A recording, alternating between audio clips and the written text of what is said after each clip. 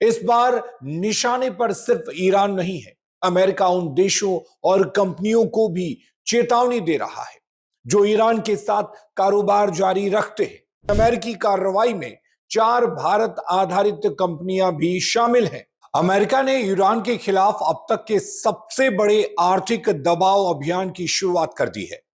अमेरिकी ट्रेजरी सचिव Scott Bessent ने इसे ऑपरेशन इकोनॉमिक आउटकास्ट नाम दिया है। मकसद सिर्फ ईरान की कुछ कंपनियों या अधिकारियों को प्रतिबंधित करना नहीं है, बल्कि उसकी अर्थव्यवस्था की उन लाइफलाइन को काटना है जिनसे ईरान को तेल, पेट्रोकेमिकल, शिपिंग और वित्तीय कारोबार से पैसा मिलता है। और सबसे महत्वपूर्ण बात, इस बार निशाने पर सिर्फ ईरान नहीं है। अमेरिका उन देशों और कंपनियों को भी चेतावनी दे रहा है जो ईरान के साथ कारोबार जारी रखते हैं। यानी सवाल अब यह नहीं कि अमेरिका ईरान को कितना नुकसान पहुंचाएगा। बड़ा सवाल यह है कि भारत जैसे देशों के लिए इसका आर्थिक और रणनीतिक मतलब क्या होगा। और यह सवाल इसलिए भी महत्वपूर्ण है क्योंकि अमेरिकी कार्रवाई में 4 भारत आधारित कंपनियां भी शामिल हैं। पहले तो यह समझते हैं कि अमेरिका ने किया क्या है। तो 24-25 अगस्त को अमेरिका ने ईरान के खिलाफ प्रतिबंधों का नया दौर शुरू किया।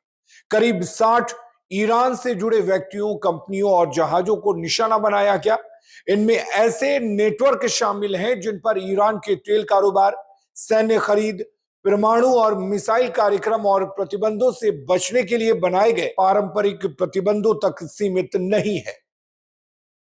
निशाने पर है तेल और पेट्रोकेमिकल कारोबार, शिपिंग और समुद्री परिवहन, गोल्ड ट्रेड, क्रिप्टो और डिजिटल एसेट्स, टेक्नोलॉजी नेटवर्क और एविएशन सेक्टर। इसके अलावा ईरान के तेल को दुनिया के बाजारों तक पहुंचाने वाले बिचौलियों, जहाजों और वित्तीय नेटवर्क पर भी दबाव बढ़ाया जा रहा है। यानी अमेरिका की रणनीति बहुत सीधी है। ईरान पैसा कमाएगा कहां से, पैसा बाहर जाएगा कैसे, और उस पैसे से अंतरराष्ट्रीय कारोबार होगा कैसे। इन तीनों रास्तों को एक साथ बंद करना। लेकिन इस बार जो सबसे बड़ा बदलाव है वो है सेकेंडरी सैंक्शंस का खतरा। इसे आसान भाषा में समझिए। मान लीजिए कोई भारत की, चीन की या किसी और देश की कंपनी ईरान से ऐसा कारोबार करती है जिसे अमेरिका प्रतिबंधित मानता है, तो अमेरिका सिर्फ ईरान की कंपनी पर कार्रवाई नहीं करेगा, बल्कि वो उस विदेशी कंपनी को भी अमेरिका वित्तीय सिस्टम से काटने, उसकी अमेरिकी संपत्तियों को फ्रीज करने या अमेरिकी बाजार तक उसकी पहुंच सीमित करने की कार्रवाई कर सकता है। यानी संदेश साफ है, ईरान के साथ कारोबार करना है तो अमेरिकी प्रतिबंधों का जोखिम भी उठाना पड़ेगा। यही वो बिंदु है जो इस पूरे मामले को भारत के लिए महत्वपूर्ण बनाता है। और अब आते हैं भारत पर। तो भारत पर इसका असर सीधा भी है और अप्रत्यक्ष भी। सीधा असर इसलिए क्योंकि अमेरिका ने 4 भारत आधारित कंपनियों पर प्रतिबंध लगाया है। इनमें है पोर्टिज partners LLP, Sadashiv overseas limited, PP softech private limited और प्रकृतिज infra impex India private limited. America का आरोप है कि इन कंपनियों ने ईरानी मूल के पेट्रोलियम और पेट्रोकेमिकल उत्पादों के कारोबार में महत्वपूर्ण भूमिका निभाई। अमेरिकी विदेश विभाग के मुताबिक सदाशिव ओवरसीज ने करीब $69 मिलियन के ईरानी मूल के पेट्रोलियम उत्पादों का आयात किया। पीपी सॉफ्टेक और प्राकृतिक इंफ्रा पर करीब 25 मिलियन के ईरानी पेट्रोलियम उत्पादों के आयात का आरोप है। पोर्टिज पार्टनर्स पर ईरानी पेट्रोकेमिकल उत्पादों की कई खेपों को भारत लाने में मदद करने का आरोप लगाया गया है। यहां एक बात स्पष्ट करना जरूरी है, अमेरिकी प्रतिबंध का मतलब यह नहीं कि भारत सरकार पर कोई सीधा अमेरिकी प्रतिबंध लग गया है। कार्रवाई इन खास कंपनियों और उनसे जुड़े व्यक्तियों पर है, लेकिन इससे एक बड़ा संकेत जरूर मिलता है। वाशिंगटन अब भारत की ईरान से जुड़ी कारोबारी गतिविधियों को भी बहुत करीब से देख रहा है। बात अगर सीधी असर की करें तो पहला असर तो यह होगा कि भारत का ईरान से कारोबार और महंगा हो सकता है, क्योंकि भारत और ईरान का व्यापार पिछले कुछ वर्षों में अमेरिकी प्रतिबंधों के कारण पहले ही काफी महंगा हो चुका है। 2018-19 में भारत ईरान का द्विपक्षीय व्यापार करीब 17 अरब डॉलर था, जो 2025-26 में घटकर लगभग 1.63 अरब डॉलर रह गया है। यानी भारत ने पहले ही ईरान के साथ अपने कारोबार को काफी सीमित कर दिया है, लेकिन जो कारोबार अभी बचा है उस पर नई मुश्किलें आ सकती हैं, क्योंकि समस्या सिर्फ सामान खरीदने की नहीं है, बल्कि समस्या पैसा कैसे भेजेंगे, किस बैंक के जरिए भेजेंगे, जहाज कौन उपलब्ध कराएगा, इंश्योरेंस कौन देगा, कार्गो किस रास्ते से जाएगा, और अगर इन सभी चरणों में अमेरिकी प्रतिबंध का खतरा होगा तो कारोबार की लागत बढ़ेगी। दूसरा असर भारत के तेल पर पड़ेगा, क्योंकि भारत दुनिया के बड़े तेल आयातकों में से है। ईरान पर प्रतिबंध और अमेरिका की कार्रवाई अगर ईरान के तेल निर्यात को और कम करती है तो वैश्विक बाजार में तेल की कीमतों पर दबाव पड़ सकता है, और अगर इसके साथ स्ट्रेट ऑफ हॉर्मुज में तनाव बढ़ता है तो समस्या और बड़ी हो सकती है, क्योंकि हॉर्मुज दुनिया के सबसे महत्वपूर्ण तेल और गैस समुद्री मार्गों में से एक है। ईरान पहले ही संकेत दे चुका है कि अगर उस पर आर्थिक दबाव बढ़ाया गया तो वो हॉर्मुज से तेल की आवाजाही को बाधित कर सकता है। अब चूंकि भारत अपनी जरूरत का बड़ा हिस्सा कच्चा तेल आयात करता है, इसलिए अगर अंतर्राष्ट्रीय बाजार में कच्चे तेल की कीमत बढ़ती है तो उसका असर सिर्फ पेट्रोल डीजल तक सीमित नहीं रहता। उसका असर होता है पेट्रोल डीजल की कीमतों पर, ट्रांसपोर्ट लागत पर, एयरलाइन पर, लॉजिस्टिक्स पर, प्लास्टिक और केमिकल उद्योग पर, महंगाई पर, और अंत में भारत के आयात बिल पर। यानी ईरान पर प्रतिबंध का सबसे बड़ा भारतीय असर शायद ईरान से भारत के सीधे व्यापार से नहीं, बल्कि वैश्विक तेल बाजार के जरिए। लेकिन यहां एक और बात ध्यान देने वाली है, और वो ये कि भारत आज ईरान के तेल पर उतना निर्भर नहीं है जितना कुछ साल पहले था। इसलिए ऐसा नहीं है कि अमेरिकी प्रतिबंध लगते ही भारत में पेट्रोल डीजल महंगा हो जाएगा, बल्कि असल जोखिम इस बात पर निर्भर करेगा कि ईरान की तेल सप्लाई कितनी घटती है और हॉर्मुज में तनाव कितना बढ़ता है। अगर सिर्फ कुछ ईरानी कंपनियों और व्यापारी के नेटवर्क पर कार्रवाई होती है तो भारत पर सीधा असर सीमित रह सकता है, लेकिन अगर प्रतिबंधों के कारण ईरान का तेल निर्यात बड़े पैमाने पर रुकता है और हॉर्मुज में भी व्यवधान आता है, तब भारत समेत पूरी दुनिया के लिए ऊर्जा संकट का जोखिम। बात अगर तीसरे बड़े असर की करें तो चाबहार पोर्ट।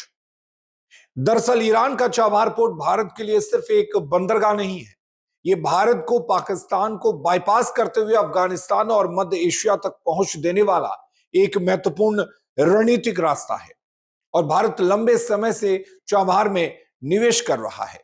लेकिन अमेरिकी प्रतिबंधों के कारण इस परियोजना को लेकर पहले से ही मुश्किलें रही हैं। 2025 के बाद चाबहार से जुड़ी अमेरिकी छूट को भी लेकर लगातार अनिश्चितता बनी रही। अब नए प्रतिबंधों के बाद भारत के लिए यह चुनौती यह भी है कि चाबहार में रणनीतिक मौजूदगी बनाए रखे भी और अमेरिकी प्रतिबंधों के दायरे में भी ना आए। यानी भारत को यहां बहुत सावधानी से कदम रखना होगा, क्योंकि चाबहार भारत के लिए ईरान के साथ कारोबारी परियोजना भर नहीं है, यह अफगानिस्तान, मध्य एशिया और चीन के प्रभाव से जुड़ा रणनीतिक मामला भी है। चौथा असर भारतीय निर्यातकों पर दबाव को लेकर पड़ेगा, क्योंकि भारत ईरान को सिर्फ तेल से संबंधित सामान नहीं देता। भारत से ईरान जाने वाले प्रमुख उत्पादों में चावल, चाय और फार्मास्यूटिकल्स भी शामिल हैं। 2026 की शुरुआत में भारत ने ईरान को करीब 383 मिलियन डॉलर का चावल और करीब 14 मिलियन डॉलर की चाय निर्यात की। खासकर भारतीय बासमती चावल के कारोबार के लिए ईरान एक महत्वपूर्ण बाजार रहा है। लेकिन अब समस्या यह है कि ईरान से जुड़ा कारोबार करने वाले भारतीय निर्यातकों को पेमेंट, शिपिंग और इंश्योरेंस में ज्यादा मुश्किलें आ सकती हैं। ऊपर से यूएई ने भी ईरान के साथ व्यापार और वित्तीय लेन देन को रोकने के कदम उठाए हैं। इसका मतलब है कि जिस रास्ते से भारतीय कंपनियां ईरान के साथ कारोबार करती थी, वो रास्ता भी मुश्किल हो रहा है। तो क्या अब यह मान लिया जाए कि भारत अमेरिका और ईरान के बीच फंस सकता है? और यही इस पूरे मामले का सबसे बड़ा कूटनीतिक सवाल है। भारत के अमेरिका के साथ तो रिश्ते आज भी महत्वपूर्ण हैं। दूसरी तरफ ईरान भी भारत के लिए रणनीतिक रूप से काफी महत्वपूर्ण है। भारत को ईरान की जरूरत है, ऊर्जा के लिए, चाबहार के लिए, मध्य एशिया तक पहुंचने के लिए और पश्चिमी एशिया में अपनी रणनीतिक मौजूदगी के लिए। इसलिए भारत की नीति अब तक यही रही है कि अमेरिका से रणनीतिक साझेदारी भी रहे और ईरान के साथ आवश्यक रिश्ते भी बनाए रखे जाए। लेकिन अमेरिका की नई रणनीति इस संतुलन को कठिन बना रही है और यही इस पूरे मामले की सबसे बड़ी बात है। अमेरिका सिर्फ ईरान को यह नहीं कह रहा कि हम तुम्हारे तेल पर प्रतिबंध लगा रहे हैं, बल्कि संदेश अब यह है कि जो ईरान की आर्थिक लाइफलाइन में बना रहेगा या ईरान की आर्थिक लाइफलाइन बनाए रखने में उसकी मदद करेगा, वो भी अमेरिका की कार्रवाई के दायरे में आ सकता है। और 4 भारतीय कंपनियों पर कार्रवाई इसका ताजा उदाहरण है। भारत के लिए बड़ा जोखिम ईरान से सीधे आयात निर्यात से ज्यादा 3 जगह है। पहला, कच्चे तेल की वैश्विक कीमत। दूसरा, हॉर्मुज और पश्चिमी एशिया की शिपिंग। तीसरा, अमेरिका की सेकेंडरी सैंक्शंस नीति। और ये तीनों मोर्चे नियंत्रण में रहते हैं तो भारत पर असर सीमित रह सकता है। लेकिन अगर ईरान का तेल निर्यात और हॉर्मुज की आवाजाही बड़े स्तर पर बाधित होती है तो असर भारत की ऊर्जा बिल और महंगाई तक पहुंच सकता है। और अगर अमेरिका भारतीय कंपनियों पर और व्यापक सेकेंडरी सैंक्शंस लगाता है तो भारत ईरान व्यापार के बचे हुए रास्ते में भी मुश्किल हो सकते हैं। तो पूरी तस्वीर को अगर 5 बिंदुओं में समझा जाए तो पहला, ये अमेरिका ने ईरान के खिलाफ सिर्फ नए प्रतिबंध नहीं लगाए हैं, बल्कि उसकी तेल, पेट्रोकेमिकल, शिपिंग, वित्तीय और टेक्नोलॉजी से जुड़ी कमाई को एक साथ निशाना बनाया है। दूसरा, अमेरिका अब उन विदेशी कंपनियों पर भी दबाव बढ़ा रहा है जो ईरान के साथ कारोबार जारी रखती हैं। तीसरा, इस कार्रवाई में 4 भारत आधारित कंपनियां भी शामिल हो चुकी हैं, यानी भारत पर इसका सीधा कारोबारी असर शुरू हो चुका है। और चौथा, भारत के लिए सबसे बड़ा व्यापक आर्थिक जोखिम ईरान के साथ व्यापार से ज्यादा तेल की कीमत और हॉर्मुज में तनाव है। और पांचवा, भारत के सामने सबसे बड़ी चुनौती कूटनीतिक संतुलन की है। अमेरिका के साथ रणनीतिक साझेदारी भी बनाए रखनी है और ईरान के साथ अपने ऊर्जा, चाबहार और मध्य एशिया से जुड़े हित भी बचाने हैं। इसीलिए फिलहाल इसे भारत के लिए कोई तत्काल बड़ा आर्थिक संकट कहना सही नहीं होगा, लेकिन यह जरूर कहा जा सकता है कि अमेरिका के ईरान पर बढ़ते आर्थिक शिकंजे ने भारत के लिए ईरान के साथ कारोबार को और कठिन, महंगा और रणनीतिक रूप से संवेदनशील बना दिया है।